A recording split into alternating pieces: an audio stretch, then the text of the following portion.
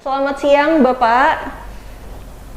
Bagaimana Selamat siang, kabarnya? Mbak. Ya, Alhamdulillah baik-baik, Mbak. Oke, terkait dengan kasus yang sedang viral ini, Pak, sekarang tentang penembakan di Lampung Tengah. Nah, ini mungkin bisa diceritakan terlebih dahulu, Pak, bagaimana sih sebenarnya kronologi dari kasus tersebut? Baik, terima kasih. Jadi kejadian ini tepatnya di Dusun 1, Kampung Mataram Ilir, Kecamatan Seputi, Surabaya, Lampung Tengah. Kejadiannya pada hari Sabtu, tanggal 6 Juli 2024, sekira pukul 10 waktu Indonesia bagian Barat. Dengan korban satu yaitu Saudara Salam bin Karim, 35 tahun, warga daripada Dusun 1, Kampung Mataram Ilir. Kemudian tersangka pada kasus ini yaitu Saudara MSM, 42 tahun, kebetulan pekerjaan adalah anggota DPRD Kabupaten Lampung Tengah. Adapun kronologisnya, Mbak, pada hari Sabtu, tanggal 6 Juli sekitar pukul 10, dalam kegiatan pesta adat Lampung, korban Salam bin Karim sedang duduk digorong-gorong pada saat kegiatan acara penyambutan pihak besan. Tiba-tiba Saudara Muhammad MSM bin Darwis sebagai warga yang ditokohkan membunyikan senjata api laras panjang dan senjata api jenis pistol. Kemudian pada saat membunyikan senjata api jenis pistol tiba-tiba mengenai korban, Saudara Salam bin Karim, yang sedang duduk digorong-gorong dan jatuh tersungkur ke depan. Selanjutnya MSM bersama sopir pribadinya membawa ke puskesmas di Seputi, Surabaya. Tetapi di puskesmas Seputi, Surabaya dinyatakan kritis oleh pihak medis. Selanjutnya dirujuk ke rumah sakit terdekat, namun dalam perjalanannya korban di klinik medikal Arta Rumbia, saudara korban sudah dinyatakan meninggal dunia. Selanjutnya korban dibawa pulang ke rumah duka di Dusun 1, Kampung Mataram Ilir.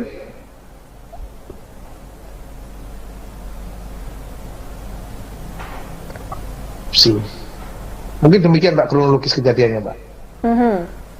Nah, ini kan menjadi menarik gitu ya, Pak. Ternyata kasus penembakannya itu terjadi dalam upacara yang melibatkan adat gitu. Nah, sebenarnya untuk regulasinya itu seperti apa, Pak? Apakah sudah ditetapkan gitu regulasinya seperti apa sehingga akhirnya menggunakan senjata api dalam prosesi adat pernikahan ini, Pak? Baik, terima kasih. Kalau kita bicara soal adat, karena ini juga terjadi di beberapa tempat, di tempat-tempat yang lain.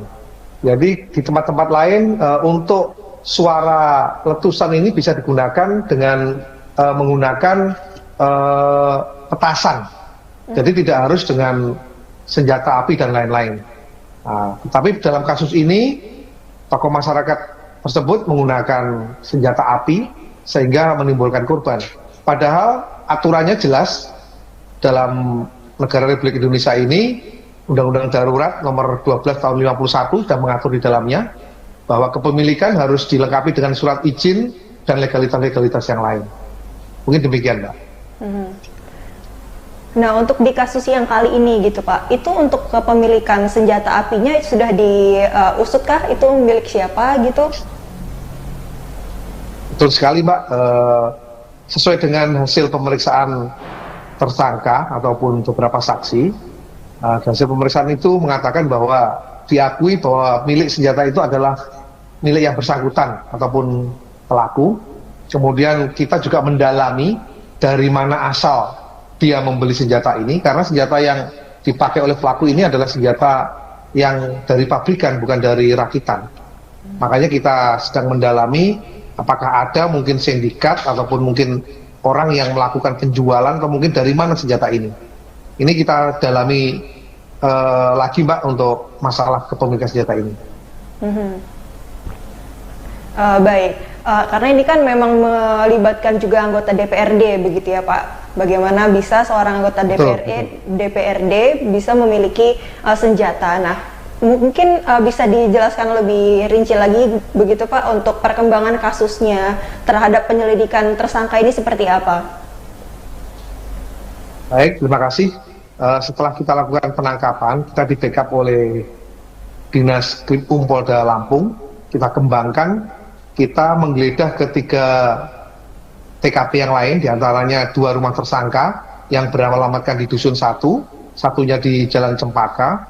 Kemudian juga kita kembangkan di tempat rumah saudara Sarwani yang beralamatkan di Bumi Nabung, yang mana dari 3 tempat tersebut kita dapatkan bukti-bukti lain yang menguatkan atau berhubungan dengan kasus ini. Di antaranya kita peroleh 1 pucuk senpi yang merek Zoraki, kemudian berikut magazin, kemudian kita dapatkan juga 1 pucuk senpi laras panjang FNC Belgia, berikut magazinnya, kemudian 1 pucuk senjata api FNHS, kemudian 1 pucuk senpi revolver Cobra, kemudian amunisinya, beberapa box tempat penyimpanan, kemudian termasuk barang-barang yang dipakai oleh pelaku pada saat melakukan.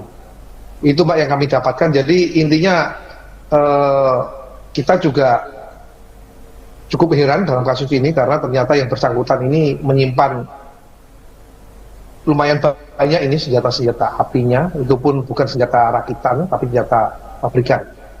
Oleh sebab itu kami sudah bersepakat untuk mendalami kepemilikan senjata ini, dari mana, belinya di mana, dan lain-lain, sehingga jelas untuk sindikat masalah senjata api yang ada di Lampung Tengah. Mungkin demikian, Mbak. Baik. Kalau untuk kasus penembakan gitu Pak, yang melibatkan senjata api di warga sipil, ini apakah menjadi kasus yang pertama atau sebelumnya memang sudah ada juga kasus serupa Pak? Kalau yang melibatkan kegiatan adat mungkin yang sampai meninggal baru sekali ini Mbak ya.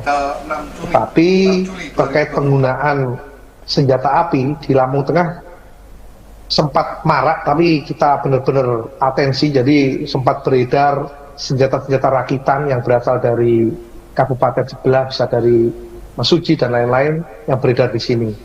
Oleh sebab itu kami kemarin pada saat operasi antik dan lain-lain, kita juga sudah menekankan terkait dengan kepemilikan senjata api ini, dan adanya penyerahan 2 buah senpi kemarin pada saat operasi itu dari masyarakat. Ini menandakan bahwa memang benar di Lampung Tengah ini masih banyak beredar senjata api, baik itu rakitan ataupun mungkin pabrikan. Jadi kita harus waspada terhadap para pelaku, dan kita akan menindak tegas mereka dengan undang-undang darurat, dan kami tidak akan mentolerir apabila ada kejahatan yang menggunakan senjata api ini. Mungkin demikian. Baik, karena ini kan sekarang sedang diselidiki begitu ya Pak, dan juga korbannya sampai meninggal. Ini kira-kira untuk hukuman si pelakunya, kira-kira akan terancam berapa mungkin tahun pidana gitu Pak? Baik, kita kenakan dari pasal 359 KUHP, kemudian kita juga mengenakan pasal 1 ayat 1 Undang-Undang Darurat nomor 12 tahun 51. Ini ancamannya mulai dari 5 dan sampai dengan 20 tahun, Mbak, untuk tersangka, Mbak. Ya, baik. Nah, untuk kondisi korbannya sendiri ini, Pak, sebelumnya kan sudah mendapatkan informasi terbaru kalau misalnya korban sempat diotopsi begitu ya di Rumah Sakit Bayangkara. Nah, untuk sekarang kondisi korbannya lokasinya ada di mana itu, Pak? Jadi rumah korban ada di Dusun 1 Kampung Mataram Ilir. Tadi malam juga didampingi dengan keluarga dan anggota kita dilakukan otopsi di Rumah Sakit Bayangkara, dan hari ini kita menunggu hasil surat otopsinya, hasil otopsinya. Dan tadi malam juga langsung jenazah korban dibawa kembali ke keluarganya, dan menurut keterangan dari Pak Kapolsek hari ini sekira pukul 10 korban dikebumikan di dekat ataupun di pemakaman desa di tempat di mana korban tinggal. Demikian, Mbak. Untuk reaksi keluarganya sendiri, Pak, setelah jasad korban akhirnya diantarkan kembali kepada keluarga dan akhirnya pihak kepolisian pun mungkin membuka wacana kepada keluarga, itu reaksi untuk keluarga sendiri seperti apa, Pak? Yang jelas mereka ini sebetulnya kalau kita tarik ini mereka sebetulnya ada kekerabatan, Mbak ya. Karena kegiatan hajatan ini mereka datang, tentunya mereka punya hubungan kekerabatan. Tetapi sekali lagi ini mengakibatkan korban meninggal, dan ini menjadi kasus atensi karena menggunakan senjata api juga. walaupun memang dari lapangan masyarakat maupun keluarga korban ini tidak ada reaksi. Tapi sekali lagi kita antisipasi hal-hal yang tidak diinginkan, kita datang ke sana, kemudian kita jelaskan, dan dari keluarga korban pun sudah menerima terhadap kejadian ini, Mbak. Dan menyerahkan kasus ini semuanya kepada hukum yang berlaku di Indonesia. Mungkin demikian, Mbak. Oke. Mungkin yang terakhir ini Pak, kira-kira untuk kedepannya agar tidak terjadi kembali kasus serupa, ini seperti apa langkah yang ditempuh oleh pihak kepolisian? Yang pertama, kami bekerja sama dengan semua elemen masyarakat, ya. Jadi kami akan bekerja sama dengan elemen masyarakat yang masih melihat memiliki senjata api jenis apapun, mau rakitan ataupun pabrikan, supaya diserahkan ataupun mungkin dilaporkan. Yang kedua, bagi masyarakat yang menemukan mungkin atau serahan dan lain-lain, atau mungkin ini tinggalan leluhur-leluhur dan lain-lain terkait dengan senjata api ini ataupun amunisi dan lain-lain, supaya dilaporkan agar bisa kita amankan dan kita ambil tindakan lebih lanjut. Jadi intinya jangan sampai masyarakat menjadi pelaku ataupun korban akibat senjata api ini, Mbak. Mungkin begitu himbauan kami kepada masyarakat. Mungkin menjadi lebih perhatian lagi kepada warga sekitar, mungkin Pak, yang mungkin masih memiliki betul ya, kami himbau seperti itu. Senjata api itu mungkin siapapun yang menyimpan supaya segera menyerahkan. Kalau mereka nanti ada melakukan kejahatan dengan menggunakan senjata api, kita akan menindak tegas pada para pelaku yang menggunakan senjata tersebut.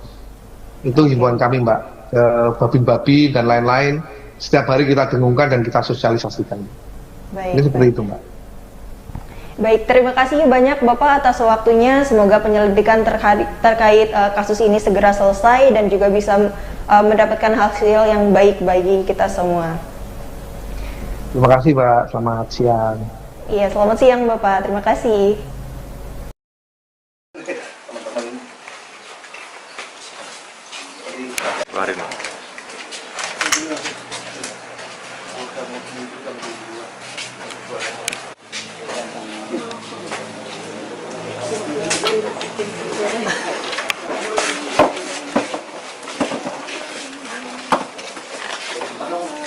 Lektor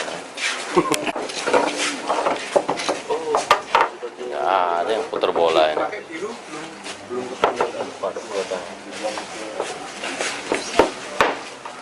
Sorry, Mbak. Munduran, Mbak. Gue jangan sini, guys. Iya, buat itu. Ini, po. Siap.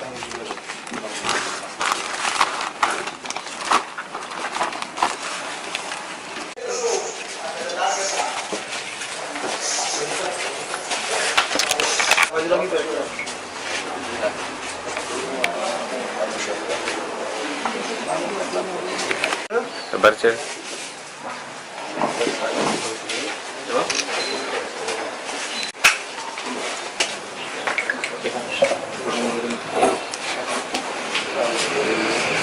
Ada munduran sih, kamu. Yang saya hormati rekan-rekan media, pada kesempatan pagi hari ini, saya Kapolres Lampung Tengah didampingi oleh Kasubdit Jatanpas dari Polda Lampung, kemudian Kasat Reskrim dan Kasih-Humas akan merilis kasus penembakan yang menyebabkan orang meninggal di TKP Mataram Ilir, Seputi Surabaya. Kejadian ini terjadi pada hari Sabtu, tanggal 6 Juli 2024, sekira pukul 10 waktu Indonesia bagian Barat, tepatnya di Dusun 1, Kampung Mataram Ilir, Kecamatan Seputi Surabaya. Dengan korban Salam bin Karim, 35 tahun, agama Islam. Dengan alamat Dusun 1, Kampung Mataram Ilir, Kecamatan Seputi Surabaya, Lampung Tengah. Dengan tersangka saudara MSK, maksudnya MSM bin Darwis, 42 tahun, suku Lampung, Islam. Pekerjaan anggota DPRD Kabupaten Lampung Tengah. Adapun kronologis kejadian pada hari Sabtu sekira pukul 10 dalam kegiatan Pesta Adat Lampung. Korban saudara Salam sedang duduk di gorong-gorong pada saat kegiatan acara penyambutan pihak desa. Tiba-tiba MSM sebagai warga yang ditokohkan membunyikan senjata api laras panjang dan senjata api jenis pistol. Kemudian pada saat membunyikan senjata api jenis pistol, tiba-tiba mengenai korban yang sedang duduk di gorong-gorong dan jatuh tersungkur ke depan. Selanjutnya MSM bersama supir pribadinya membawa ke Puskesmas Seputih Surabaya. Setibanya di Puskesmas Seputih Surabaya dinyatakan kritis oleh pihak medis. Selanjutnya dirujuk ke rumah sakit terdekat. Namun dalam perjalanan memastikan terlebih dahulu keadaan korban di klinik medikal Arta Rumbia. Namun korban dinyatakan meninggal dunia. Selanjutnya korban dibawa pulang ke rumah duka Dusun 1, Kampung Mataram Ilir, Kecamatan Seputih, Surabaya. Selanjutnya korban dibawa ke rumah sakit Bayangkara untuk dilakukan otopsi yang diikuti oleh keluarga dan didampingi oleh petugas kita. Polda Lampung membackup kami dari Polres Lampung Tengah, dalam hal ini Diskrimum, melakukan penangkapan pengamanan terhadap saudara MSK, kemudian memeriksa saksi yang disebutkan di TKP, diantaranya saudara R dan saudara SP. Kemudian tim gabungan juga menggeledah 3 lokasi, yaitu yang pertama di rumah tersangka yang beralamatkan di Dusun 1, Kampung Mataram Ilir. Kemudian juga melakukan penggeledahan di rumah tersangka yang kedua yang beralamatkan di Jalan Cempaka nomor 16 Margorejo, Metro Selatan. Kemudian yang terakhir penggeledahan di rumah saudara Sarwani yang beralamatkan di Kelurahan Bumi Nabung Timur, Kecamatan Bumi Nabung. Adapun barang bukti yang berhasil kita amankan dari penggeledahan 3 TKP tersebut, diantaranya 1 pucuk senpi jenis Zoraki, 1 buah magazin, 4 buah selongsong amunisi, 1 pucuk senpi laras panjang FNC Belgia, 1 buah magazin, 1 buah tas senjata warna hijau, 1 pucuk senpi HS ditambah magazinnya, kemudian 1 pucuk senpi revolver Cobra, 2 buah magazin, 60 butir amunisi kaliber 5,56 mm, 34 butir amunisi kaliber 9 mm, 2 buah box senpi, 1 box alat pembersih senpi, 1 surat keanggotaan shooting club, 4 butir selongsong amunisi kaliber 5,56 mm, 3 butir selongsong amunisi kaliber 9 mm, kemudian 1 buah peci, 1 helai celana panjang milik saudara MSM. Kemudian perlu saya sampaikan di sini juga bahwa tadi malam hasil autopsi terhadap korban didapatkan informasi sementara bahwa peluru menembus kepala bagian kiri, bawah telinga kiri menembus bagian dalam kepala hingga keluar di pelipis kanan. Nanti untuk hasil resminya kita gelar perkara untuk menentukan tahap selanjutnya. Dan sudah didapatkan bahwa MSM ditetapkan sebagai tersangka dengan persangkaan pasal 359 KUHP pasal 1 dan Undang-Undang Darurat nomor 12 tahun 51 dengan ancaman hukuman 5 tahun dan 20 tahun. Demikian, karena kejadian baru kemarin, kita mendalami saksi-saksi dan lain-lain, kita sedang mengejar dari mana pelaku mendapatkan senjata tersebut. Ada mengerucut nama-nama, tapi tidak kami sebutkan karena dalam pengembangan. Pencarian dari mana, pembelian itu dari jaringan senjata yang sedang kami kembangkan. Dipergunakan untuk apa, Bang? Senjata ini, kalau pengakuannya, hanya digunakan pada saat begawe, tapi karena ini tanda kutip sekali lagi ilegal, dari surat menyurat dan lain-lain tidak kita dapatkan, maka patut diduga dan lain-lain untuk sebagai tindak pidana lain. Makanya sekali lagi kami mendalami pasal yang kami kenakan di sini, diantaranya kepemilikan senjata api ilegal. Apa dia tergabung ke anggotaan organisasi menembak? Tidak ada. Jadi atas nama yang bersangkutan memang tidak terdaftar ataupun tergabung. Bahkan kami sudah berkoordinasi dengan Direktorat Intelijen terhadap kepemilikan senjata api yang ada di Lampung ini, bahwa yang bersangkutan tidak terdaftar memiliki ataupun anggota lembah olahraga, tidak masuk di sana. Semua senjata milik MKS bang ya? MSM. Jadi senjata ini MSM. di TKP dibawa semua sama pelaku ya? Jadi senjata ini kita peroleh, kita kembangkan dari penggeledahan 3 tempat tadi. Jadi dari 3 tempat tadi, tim gabungan mendapatkan senjata laras panjang, senjata laras pendek, dan amunisi, serta BBB yang terkait dengan permasalahan ini. Ketika seperti ini, tanda kutip, harus mempunyai senjata, tidak. Tetapi bisa digantikan dengan petasan dan sebagainya. Dan di tempat-tempat lain pun, di Lampung Tengah ini sudah friendly, jadi tidak lagi menggunakan senjata. Kalau dulu mungkin konon ceritanya seperti itu, tapi sekarang sudah digantikan dengan petasan yang mungkin mempunyai suara yang sama. Demikian. Apakah akan ada tersangka-tersangka baru bang? Betul sekali. Jadi dari perkara ini atau dari kasus ini nanti kita kembangkan diantaranya kepemilikan senjata, kemudian asal muasal senjata, kemudian juga mungkin hal-hal yang semuanya terkait dengan masalah ini akan kita kembangkan. Tapi keseluruhan senjatanya bukan rakitan.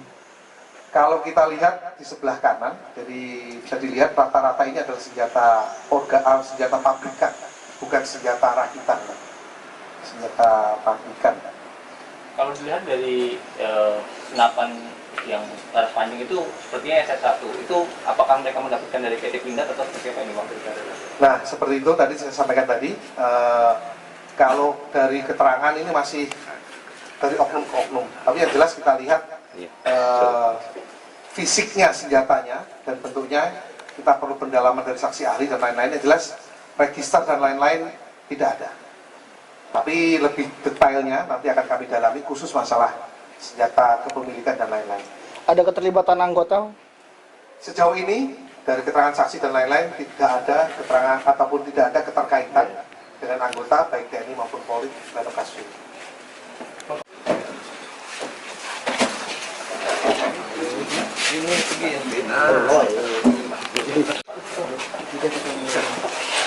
Ini kasih kami bawa pulang.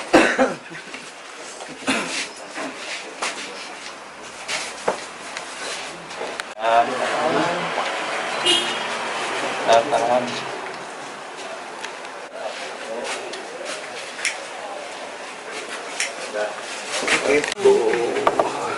Jadi memang dibawa dari rumah ya Pak? Kalau keterangan saksi seperti itu, tapi nanti lebih jelasnya kita lihat ini ya, saksi selanjutnya ya. Ambil. Nah ini masih kita, ya pasti ada, tapi nanti kita tunggu hasilnya dari tim penyidik.